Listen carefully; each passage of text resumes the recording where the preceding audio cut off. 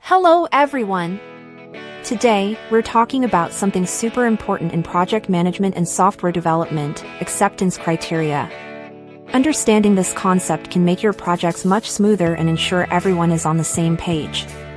Let's dive in and explore what they are and why they matter so much. So, what exactly are acceptance criteria? They are a set of conditions that a software feature, a user story, or a project task must meet to be considered complete and acceptable to the user or client. Think of them as a checklist.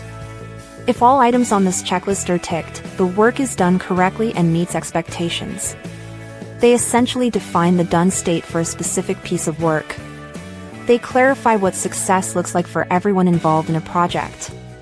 Why are they so crucial? First, they prevent misunderstandings. Everyone, from the development team to the stakeholders, knows exactly what needs to be built and what the expected outcome is. This shared understanding reduces ambiguity.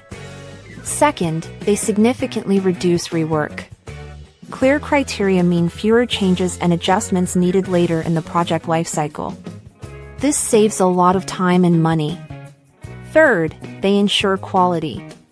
The final product or feature will meet the user's actual needs and solve the intended problem.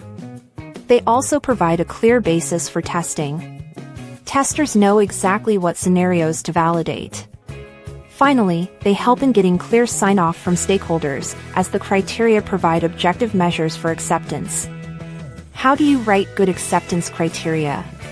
They should always be clear, concise, and most importantly, testable. Avoid vague or subjective language. A common and effective format is using given when then statements. Given a certain context, when an action is performed, then a specific outcome should happen. For example, they should be specific enough so there's no room for different interpretations.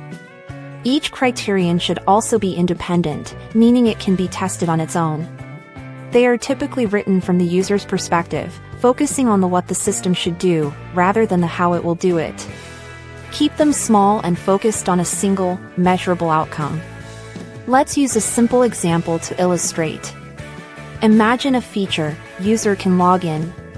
An acceptance criterion for this might be, given the user is on the login page, when the user enters a valid email and password and clicks login, then the user is redirected to their dashboard. Another one could be, given the user is on the login page, when the user enters an invalid password and clicks login, then an error message invalid credentials is displayed below the password field. These examples are clear, testable, and precisely define what success looks like for the login feature. That's a quick but comprehensive look at acceptance criteria. They are powerful tools for clear communication, effective project management, and successful delivery of high-quality products. Thank you so much for watching this video and taking the time to learn about this important topic. If you found this information helpful, please consider supporting the channel. A like, a comment, or subscribing really helps us create more content like this. We appreciate you being here. See you next time.